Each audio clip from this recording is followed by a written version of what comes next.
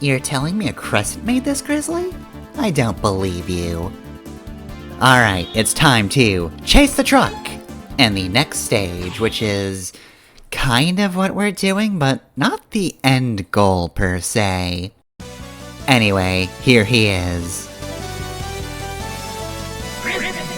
Very large bear. Still not as big as the whale, though.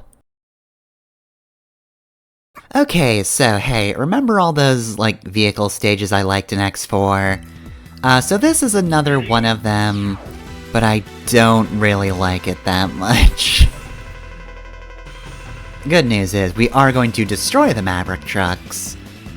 So that is our goal here, to incapacitate many vehicles, by which I mean murder the vehicles, kill them dead. The vehicles will fight back, but once you get to the front... Alia, I'm about to be hit by a missile, could you not do that? Yeah, that's great. Look, I'm glad I can move in the world of stop time, as can Alia. But yeah, no. She's just explaining, hey, blow up the truck that just has a very train-like front. And then get to the next one, because this one's exploding.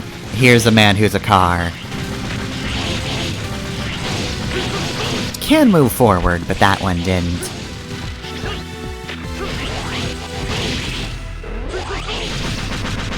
Alright, yeah, no, this guy, I feel like, always moves forward. Every time I come to the stage. First one stays in place, second one does not. Anyway, so yeah, like I said, I liked the sort of, vehicle stages, like the train and the airship in X4, but this one is very repetitive and kind of boring. We had kind of the same thing happen 3 times in a row, and now we've got an extra large truck, just an absolutely ridiculously large truck that just has a spike bed on the top of it. That does, of course, have a secret on top, but we can't access that yet, so we're skipping over that. And then we just end this with another blow up the train segment. I mean, the thing about Zero is, he doesn't need to be... in front of the thing you need to destroy. I mean, X doesn't necessarily either, depending on your weapon, but Zero can by default just slash and hit the thing. Anyway, now they're trying to blow you up too. We've got a time limit before this whole thing is completely destroyed. Screw the trucks, we don't need them anyway. I mean, it's not like this is the military operation, right? That was Repliforce's thing. I don't know who's in charge of these trucks, but, apparently they just do not need... they don't need the trucks, so they're just going to ram one truck with a different truck. How delightful. I mean, that's just the Sigma virus for you, though, isn't it? All the trucks are just going crazy. And so they just decided to try to take Zero out in a suicide attack. Multiple suicide attacks. At least 3 different trucks were involved. Actually, was there more in this segment where I was actively running? Because it was 2 trucks, one ramming into the other, which didn't work to kill Zero. And then I think there might have been 2 in that other section? I've forgotten already. Anyway, say hello to a surprisingly substantial time of this video. Zero is going to be talking to Dr. Light for a while, which is really weird, because I thought these were pre-recorded messages. I feel like... I don't know, when does everybody think the Dr. Light messages kinda lost their luster? Because I think at a certain point everybody agrees it gets a bit ridiculous that Dr. Light still has messages. It really is just a ghost, right?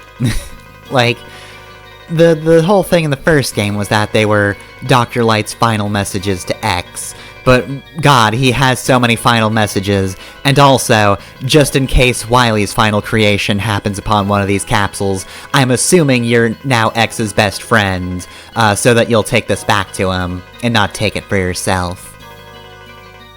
It really is just a Force Ghost, though, with just how much Light can react to everything. Also, I know Day of Sigma isn't necessarily canon, but that last little bit in X's flashback when he saw Dr. Light, he did look very old and tired.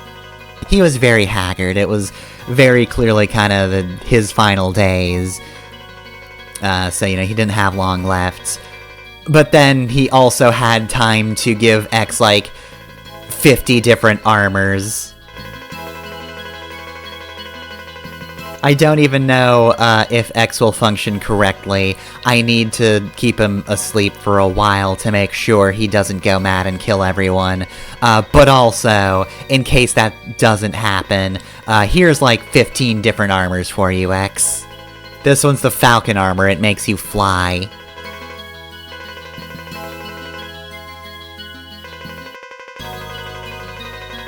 I'm sorry I couldn't give an answer to your question, being a pre-recorded message and all. But yeah, no, I feel like they were really kind of stretching it in X2, having more light capsules. I think it would have been cool if eventually the X series switched to just giving X upgrades through different means, and being like, okay, well, that's the last of Dr. Light's messages, now we have to figure out how X is able to upgrade himself in a new world. Like, he's old technology, but he's proven he can stand with the best of them. But maybe now somebody else can make his armor. Please.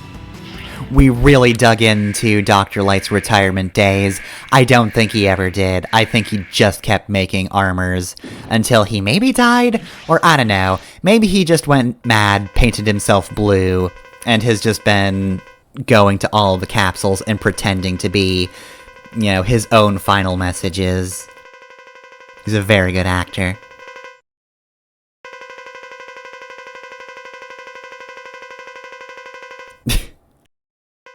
You're not Maverick Crescent, Grizzly. We only kill Mavericks, it's fine.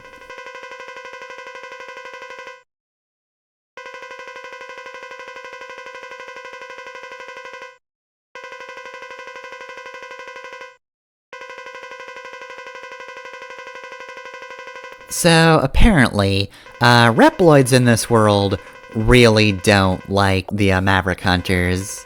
Much like with the initial conflict in Mega Man X4, I feel like we really could have used a bit more time to actually, like, develop this plot point, and again, maybe see some outside perspective on, you know, why everybody's like, yeah, no, the Maverick Hunters are just as bad, because, I don't know.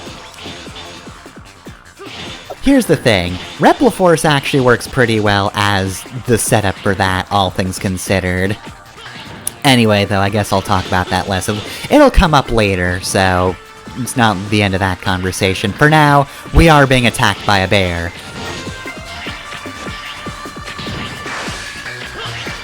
So, alright, Grizzly here. He is actually kind of tough. Thankfully he doesn't do the most damage, but a lot of his strategy is just ambushing you. There are hints as to where he's gonna come up, but he does attack very quickly, and also, he's a giant bear. So, like, if you are not prepared to dodge him, there's no accidentally getting out of his way. Like, I knew to go under him that time, and I killed him in midair this time. But yeah, no, like, if you are in an incorrect position, you really cannot correct your course. He is hitting you. He is a bear.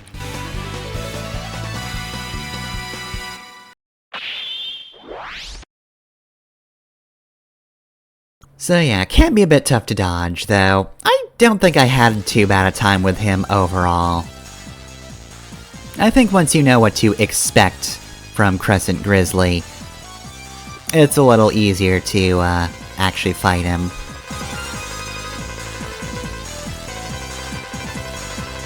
I feel like you could say that of a lot of bosses. It's, you know, kind of an obvious phrase if you just phrase it as, yeah, once you actually know his attacks, he's a lot easier. That's a lot of games. Not all of them, but a lot of them. Anyway, though, we got Sabal.